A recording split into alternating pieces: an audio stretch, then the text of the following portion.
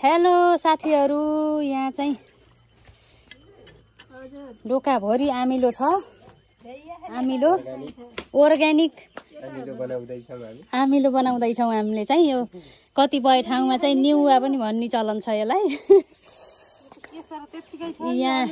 यहाँ चाहिँ कल, यहाँ चाहिँ आमिलो पेल्दै यसलाई चाहिँ बिरचाप भन्छन्। आमिलो पेलेको यहाँ चाहिँ रस निस्किन्छ यहाँबाट। यसरी हाल्ने, यसरी त्यहाँ राख्ने।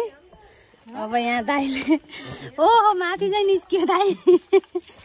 यहाँ चाहिँ रस निस्किन्छ। यो आमिलाको रसले चाहिँ चुक आमिलो बनाउने हो पकाएर।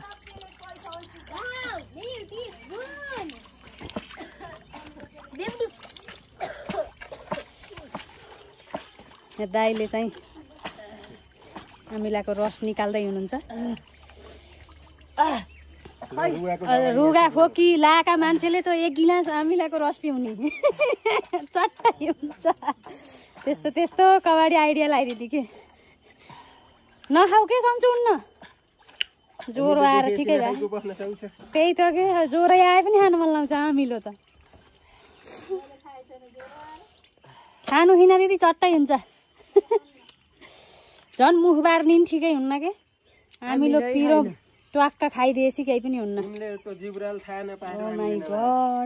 यो पनि अझ कति रसिलो छ दाइ। यसको त अचार बनाउनु हुन्छ क्या हो।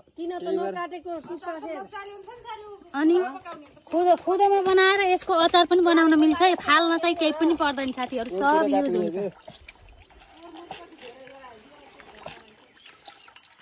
गुड भेनी लिएर आएर अचार बनाउनु पर्छ होला। यहाँ रस निस्किँदैछ। यहाँ यसरी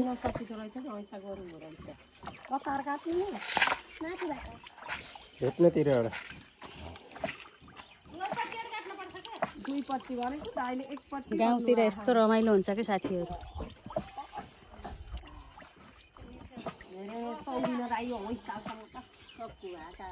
यहाँ चाहिँ तामाको ताउलोमा अमिलो पकाउँदैछौँ हामीले चाहिँ। यहाँ दाइले पकाउँदै हुनुहुन्छ। कति धेरै थियो आमिलाको रस, कति थोरै भइसकेको छ। अझै पनि यो आमिलो रेडी भएको छैन।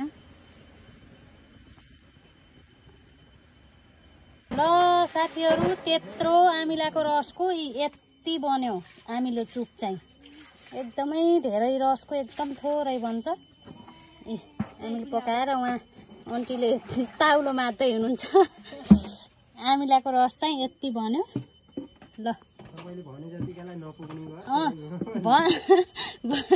यहाँ मेरो भिडियोबाट सबैलाई अर्डर आएको थियो। घरकालाई पनि पुग्दैन यो आमिलाले।